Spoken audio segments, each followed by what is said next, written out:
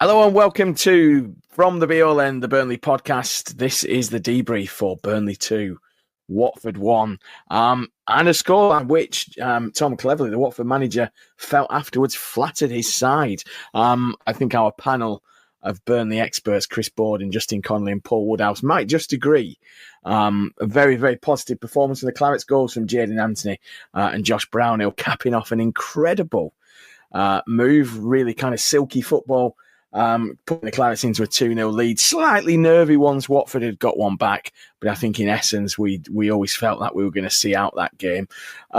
Chris, the perfect kind of pre-Christmas present for Clarets fans. I know we've kind of been here before with the odd false dawn where we think performances are getting better and things like that, but this really was probably the best, most complete performance we've seen this season, you'd think. Yeah, that's the word, isn't it? Complete. It was, from start to finish, pretty much. As you say, a bit of always a nervy one when the opposition halves the deficit with a few minutes left. But it would have been an absolute travesty had Watford got anything out of the game. It was, chances are plenty. That was just the only downside, really, is we didn't sort of kill Watford off earlier than they did. But yeah, I mean, two fabulous goals. Could have been many more. The seconds just.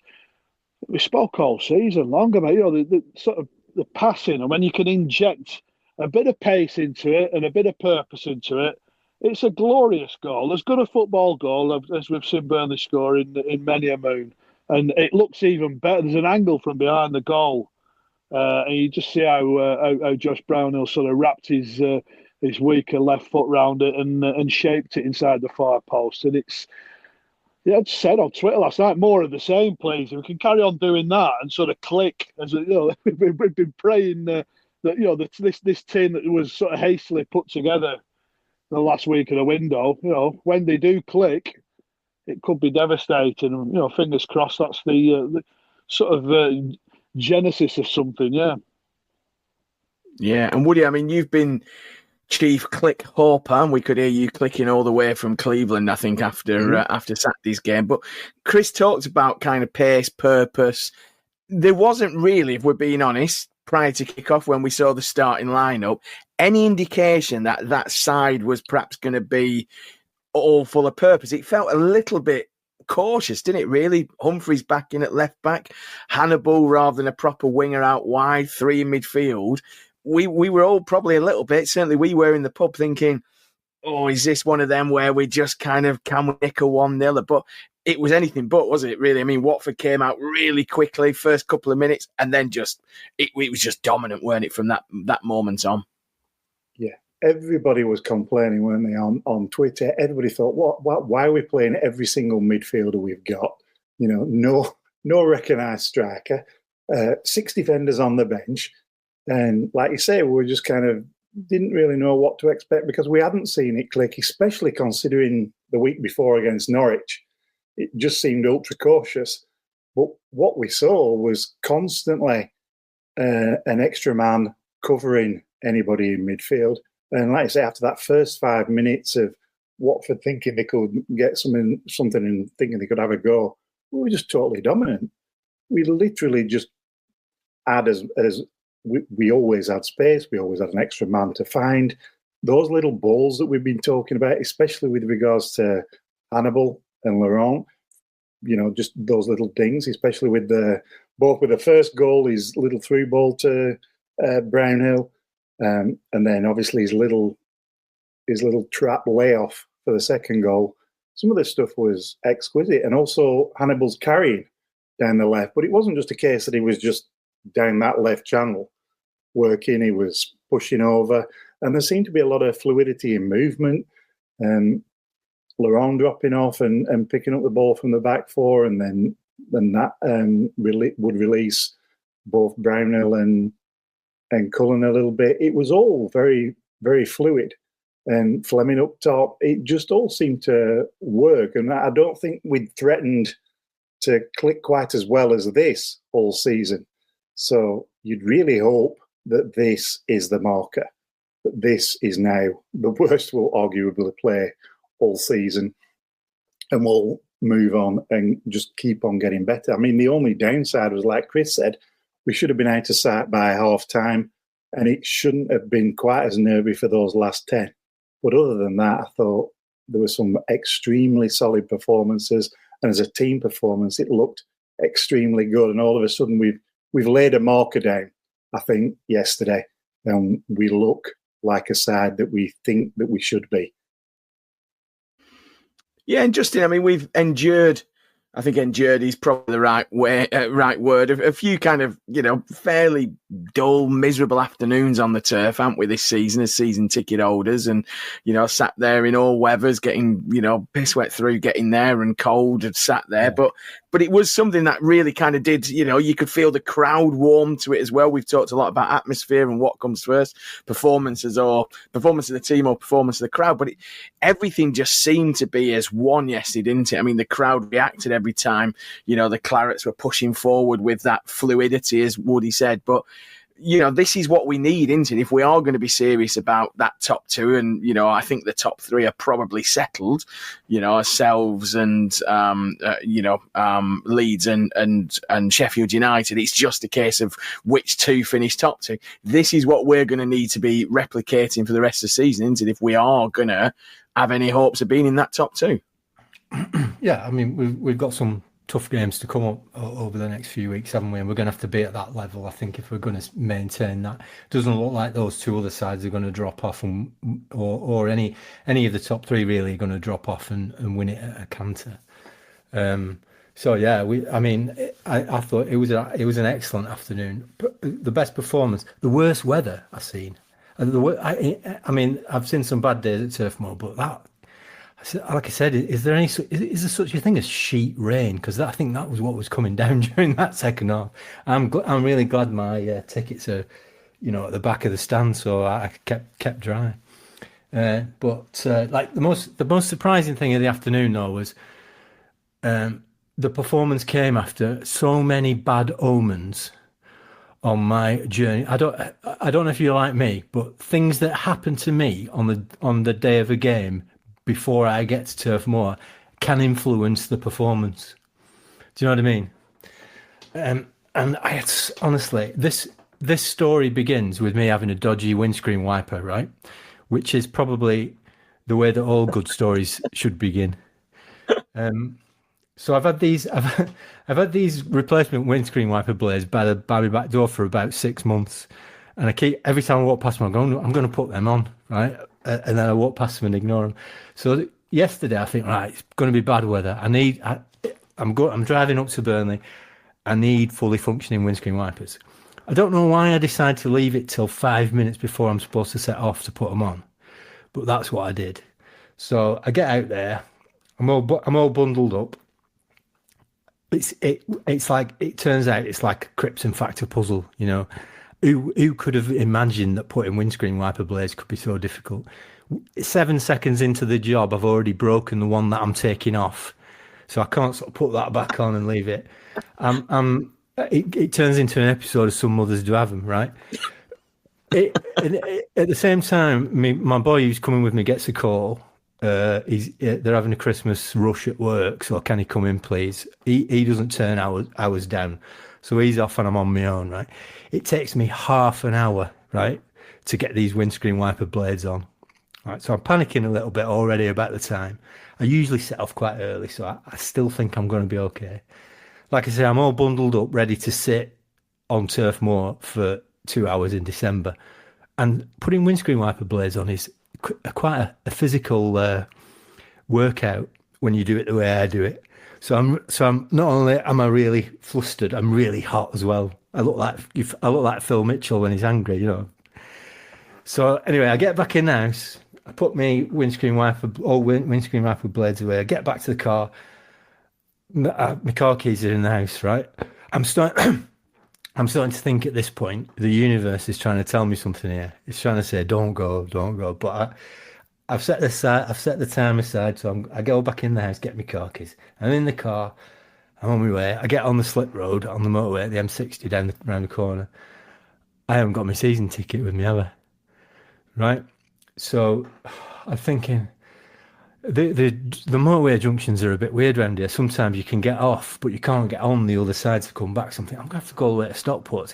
By the time I've got back, I'm not going to get to the game.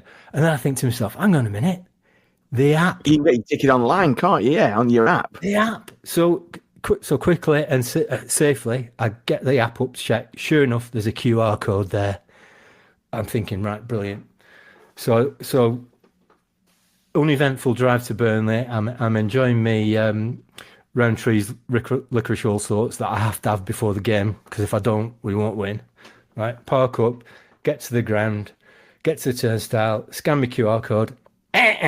Big red light starts flashing on the screen. No ticket, no entry. I'm like, oh, jeez. It's like I'm a criminal. I'm trying to escape from Marks and Spencer's with a jumper stuffed in my shirt or something. Try it again.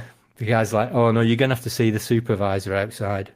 So I go outside. Supervisor's there. Try to explain to him what's going on. It becomes quickly quite obvious that English is not his first language, right? He's doing his best to understand what I'm talking about, and also he's got like a crowd, an unruly crowd to get in.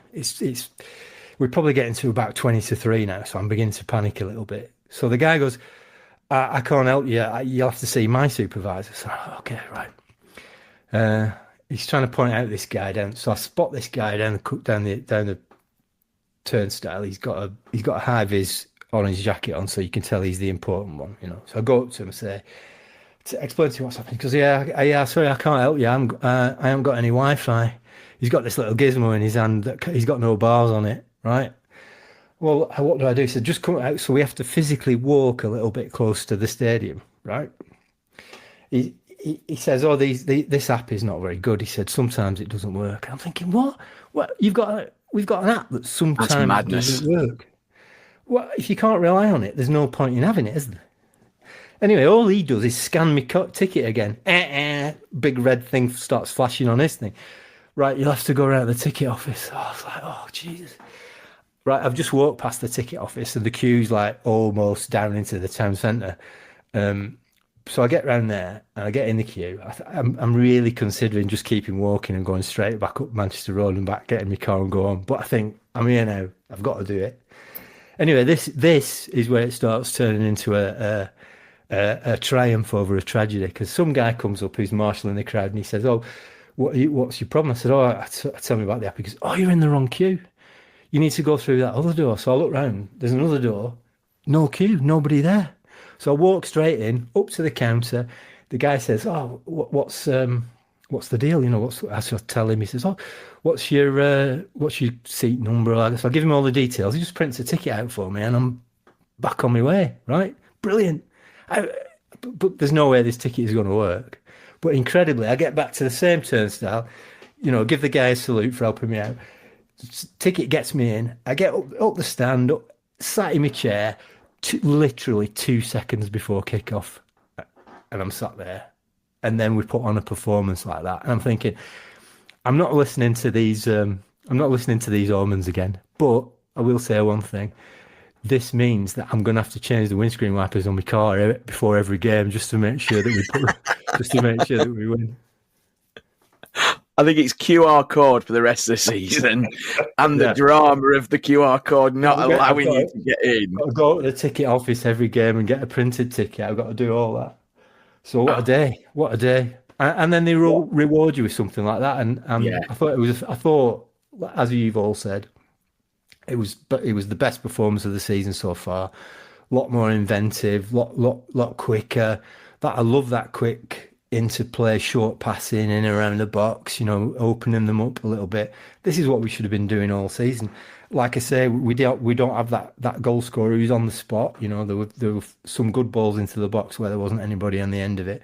I spotted Fleming at one point coming out wide, little nice bit of play with Hannibal, and then he turns round to sort of find a pass into the box, and there's nobody there because he's the one who should be there. Yeah. But you know, you can't complain, can you? When they play that well, and they.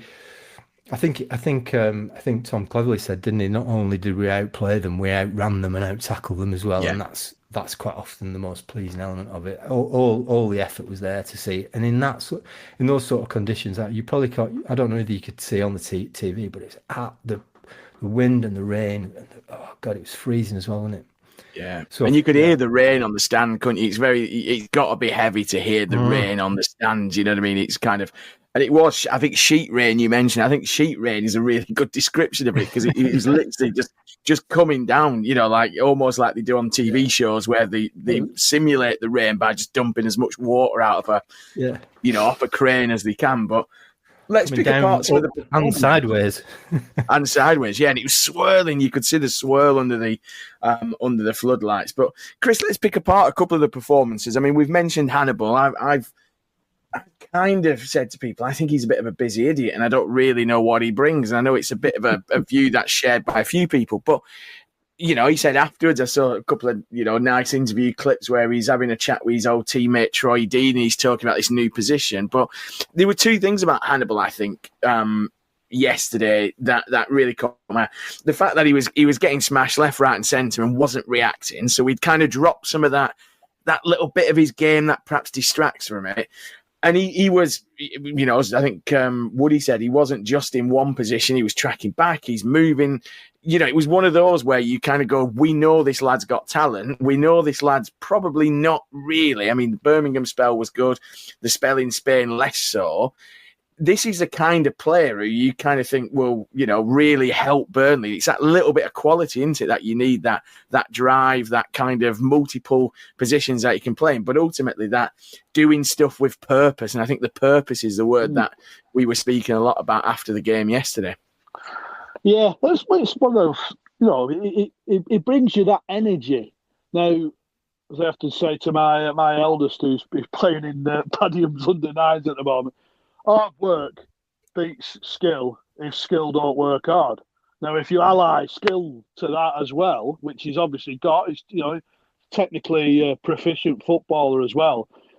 You don't get many players as energetic as him, and when you bring that sort of, you know, that purpose to his play, you know, the pressing was exemplary yesterday, and he's sort of starting from, you know, playing almost from out to in from the left, sort of, you know, almost joining in with Fleming. But, you know, when you're sort of making those sort of incisive passes and you're getting willing runners like you have in Brownhill, it's tailor-made, really. It's a strange. I say we can't help but draw comparisons. You're looking at 2 years ago, and, you know, for all the possession and for all the sort of silky football we played, I was thought that if teams could get at us a bit, you know, as Sheffield United did, you know, and that was probably the only occasion all season, I thought we might be a bit susceptible to it. And, you know, we may be a bit frail physically, but I don't think you can label that maybe at the, you know, the Burnley side as a unit this year. And Hannibal helps in that respect. Laurent helps in that respect, and say Fleming's a big unit. We're not going to get bullied, you know, sort of leading on to Sheffield. I mean, it's hopefully, you know, we don't, you know, it's a complete opposite of what we saw 2 years ago on Boxing Day. But it's terrific to see that sort of end product. You know, he gets an assist for the Brownhill goal. He's involved in the first goal, obviously, and just really good to see him. And he had a terrific impact at Norwich in sort of a right-sided role as well. And to give you that versatility in his play is great for a manager. He doesn't seem to be a whinger or a wailer. That, you know, he's been left out on occasion, and like we've marked out before, he always seems to be the first on the pitch at the end, celebrating a good result. You know, whether he's been involved in, you know, taken off or whatever. It seems good for, you know, good for the sort of spirit of the squad. You see the training photos; he's always sort of there's a bit of hijinks, and he's always got a smile on his face. And I think we all know there's a footballer there. It's just it's nice to see it sort of come to fruition a little. But again, like what he said in terms of the marker, that's his marker. He's got to maintain that. Yeah. And Woody, we'll perhaps come on to Brownhill in a second. But do you want to talk a little bit about Jadon Anthony? I mean, Chris talked about,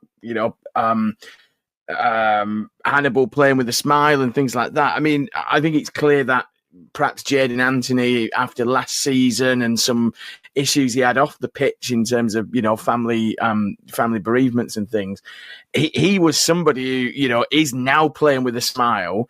And again, probably one of his more effective games yesterday. Zian Fleming, probably his best game.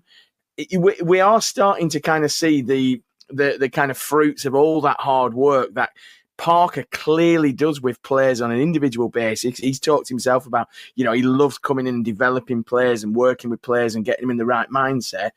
There looks to be a real mindset that we're creating. You think about it, still the best defence of any team in all four divisions. And we watching that as Spurs are getting spanked 6-3 at home by Liverpool. You know what I mean? It's like, it's trying to marry up the two parts, isn't it? The defensive part with that free-flowing football that Parker clearly talks about wanting to play. But you can start to see development in players now, can't we, over the last kind of couple of results? Norwich, big result, not perhaps a complete performance. This one, a great result and a more complete performance. Yeah. Yesterday, it seemed like, in the case of Anthony and everybody else, really, that there was a little bit more freedom for them to be more expressive. They could do the good things because there was cover should anything break down. There was always somebody covering from a midfield perspective. It wasn't a case whereby, somebody would go on a little run and it would break down, and all of a sudden, opposition could break quite freely. There was and this is how it tied into, we know Brownhill plays better when he's a little bit freer up top to do what he does and press up top. When he has to come back a little bit in defensive duties, he can get overrun, etc. Same with Cullen. But Hannibal is a far better ball carrier in that position than Koleosho is, because he knows how to keep hold of it. There's a little bit more of an end product, and he doesn't run into the dead ends quite the same. And if the worst comes to the worst, they'll try and scam a free kick. And so that's one of the things that worked a lot better yesterday.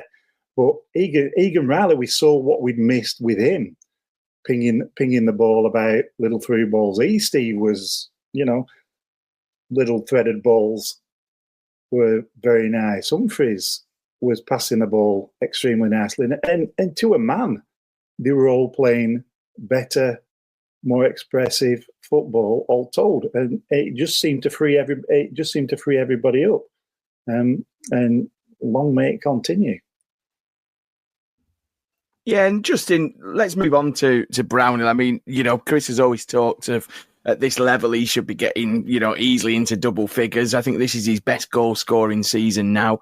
But, we have perhaps complained a little bit about him going missing at times and things like that. But the setup on Saturday with Laurent being able to kind of be that physical presence, Cullen, probably his best game of the season, allowed Brownhill at times to almost be, front two with Zian Fleming in almost a bit of a weird 4-4-2 formation when we were pressing, but then when we were kind of trying to get in and around their box. I mean, that's the Josh Brownhill we know can play at this level, isn't it? I mean, again, there's probably very few better attacking midfielders playing that role that Josh Brownhill plays in this division, isn't there? Absolutely, I would agree with that. I thought he had a great game yesterday. He almost ran that from the sort of forward line, didn't he? He was getting around everywhere. His pass. I mean, to be fair, the passing was much better. We were finding Burnley shirts with everyone. I'd like to see the difference between our accuracy passing wise in that game compared to some of the recent games. But I mean, Brownhill, he scored a fantastic goal. He had the assist for the first goal, didn't he? Well, what else can you what else would you expect from him in a situation like that? I thought he was He was sort of back to the Josh Brownhill we know, and that's because that's his best position, isn't it? There, I mean, it's a good dilemma to have, but I really would like to see Fleming play that position with a proper striker up in front of him. But then you've got the three Joshes that on that showing you want to, they're the three first names on the team sheet, aren't they? That seemed like a really good combination. So we've got too many players playing well to put out just 11 of them at the moment, which is a nice place to be. But like I say, it's just one game, isn't it, that we've played that way, and against that particular opposition, it works. So it'd be interesting to see how they get on, in the next game, which is obviously going to be a massive test and a real sort of marker about what's going to happen in the second half of the season. But yeah, it's, great performance from Brownhill, and he wasn't the only one. I can't think of anybody in that lineup who wasn't very impressive. Those two central defenders are looking Premier League quality to me.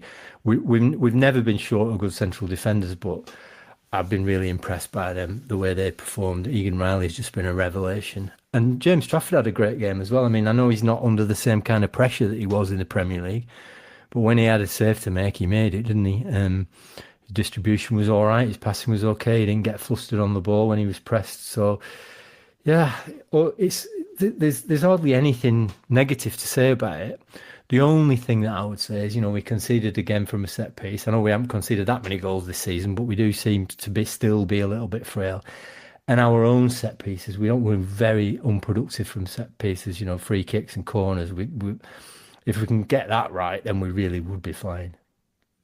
Yeah, definitely. Yeah, good to mention James Trafford. The one absolutely superb save. He's kind of down his throat a little bit, but has to react. And then there's a free kick towards the end where he comes out and basically punches after clearing through quite a few players. There's clearly a confidence there.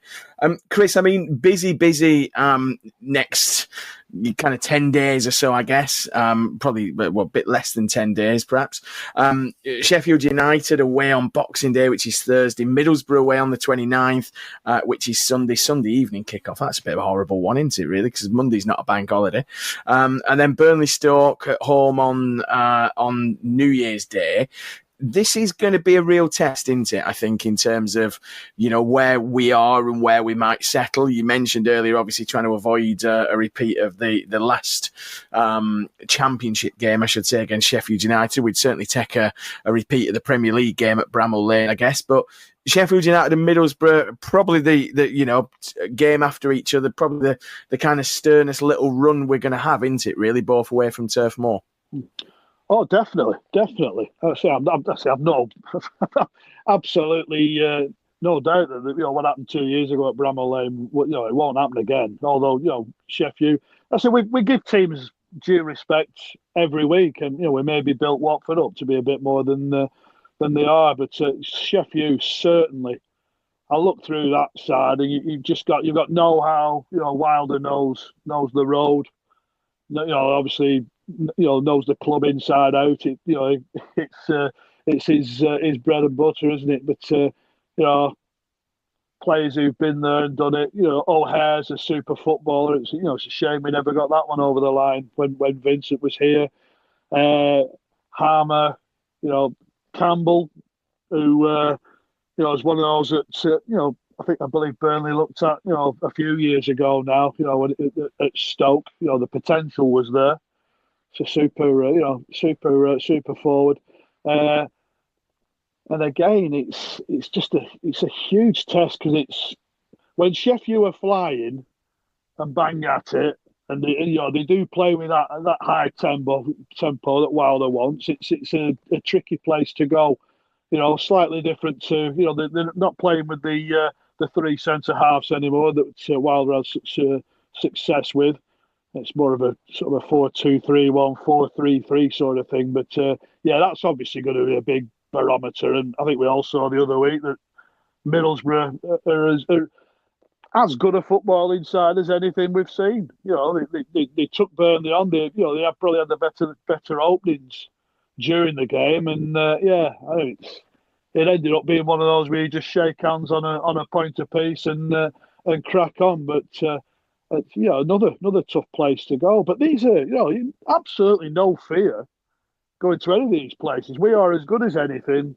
We've got a side as good as anything, a squad as good as anything, and they'll be looking at us and thinking they have top quality at this level, and there'll be mutual respect all round, I imagine.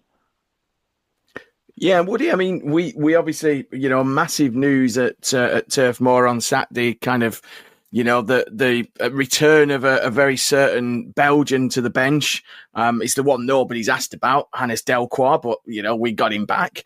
I saw Lyle Foster turning up in a rather snazzy looking Mercedes G-Wagon about half an hour before kickoff. Give him a thumbs up on Centenary Way. He seemed to be pretty happy. I mean, he's talked about being back. You do wonder whether Scott Parker's perhaps kept a couple of cards close to his chest in terms of, giving Foster maybe an extra 3 or 4 days. We know they're going to be training to a certain extent on Christmas Day, then away Christmas Day night, ready for that Sheffield United game. I mean, it would be a nice, timely boost to get a Foster back, wouldn't it, in terms of, for the Sheffield United game. Sarmiento, we think, may have missed out because he was a concussion protocol substitute against Norwich, which means he wasn't eligible to play yesterday because it's less than 7 days. So you've almost got Sarmiento coming back in. You don't expect us to go to Sheffield United with, pretty much every centre-half we've got apart from Jordan Bear on the bench, do you? But it'd be quite nice to get, a Sarmiento back on the bench, at least a Foster, even if he's only for the bench. It just gives you a few options, doesn't it, if Scott Parker's looking for something to change a game or to unlock something a bit later in that fixture on Boxing Day. Yeah, because we're probably going to need it over this week, aren't we? Just that we're going to have to be able to at least change up like for like when you've only got J-Rod as a recognised striker, really. Even if you've got an 80% fit Lyle Foster to come off for the last 10, it'd be preferable, wouldn't it? Because you don't want to see. I mean, yes, we've seen Delcroix play in front of the back four, but you really wouldn't want him to have to, would you, having had however long it is he's had out. But also, you probably don't want to have to, after this particular performance, you don't want to be changing up too much if you think you've suddenly found something. So it's one of those, but it would be nice to have better options than we had yesterday on the bench, especially going into this little Christmas period. But if we can basically navigate it quite nicely, and like Chris was saying, I'm sure Chris Wilder has suddenly got something else to think about after yesterday. If he's been scouting and looking at how we have been playing, and all of a sudden we've clicked like that, it will give them something else to think about on a Boxing Day full of turkey and whatnot, won't it? Yeah, and Justin, I mean, Woody talked about navigating. Do you take 5 points from Sheffield United away, Middlesbrough away, and Stoke at home? Is that would you say that's the minimum you look for? Perhaps 2 draws away from home and then beat Stoke, or are you now thinking kind of, actually we just need to crack on here and get a result, any result at Sheffield United, take the game to Middlesbrough, and then obviously them home games. We should go into those home games. We've said it before, expecting to get positive results because of the squad we've got and the way we can play. Yeah, I mean, I to be honest with you, I want them to go into every game trying to win it. I'm not thinking, well, we'll get a point there and just go for it. I think we've all said over this first half of the season the goal is to be there and thereabouts at Christmas and New Year, and then you can start building on that. But you can't win promotion by this stage of the season, but you can kind of lost it. And we haven't done that. We're there and thereabouts. We're starting to play better. As you say, we've got some players coming back from injury. Hopefully, some of the ones we haven't mentioned might be making an appearance sooner rather than later. So I don't see any reason to be negative about it at this point. We'll see. I think Boxing Day is going to be a real good test of where we are and what we can do, and how that'll give a good indication about how the rest of the season plays out. But so far, so good. we are in touch. We are there and thereabouts, and things are positive, aren't they? Things have got moving in the right direction in lots of different ways. Not just the way the team are playing, the way the squad's gelling after that really weird start to the season, but also the fact that these players are coming back. It all seems to be pointing in the same direction, which is forward. I've knackered it now. We'll get smashed on Boxing Day, and then we'll come back here complaining about it later on next week. But yeah, I don't see. There's not a lot I can complain about this week. I have been a bit negative over the last few weeks, but that performance on Saturday has given me a lot of heart, and I'm actually rather than being looking at the rest of the season as being a bit of a slog. I'm actually quite looking forward to it now. I'm looking forward to see how we develop further. Well, I think that's a perfect way to end. We'll end on a positive. This has probably been the most positive podcast for a long old while. All there is left for us today is we wish you all a very Merry Christmas. If Mikey Trezor does pop up in your Christmas stocking somewhere, send him over the snake pass towards Sheffield for Boxing Day. Eat too much, drink too much. Get ready to cheer on the Clarets for the last couple of fixtures of 2024. We'll be back at some point. I'm not quite sure when we'll be out of our, respective port and cheese comas and suffering from gout as I have in previous years. But we'll be back at some point. Just keep an eye on social media. Obviously, if we've had too much plum duff, as Stan used to call it, we may be back before the end of the week. We may not, but.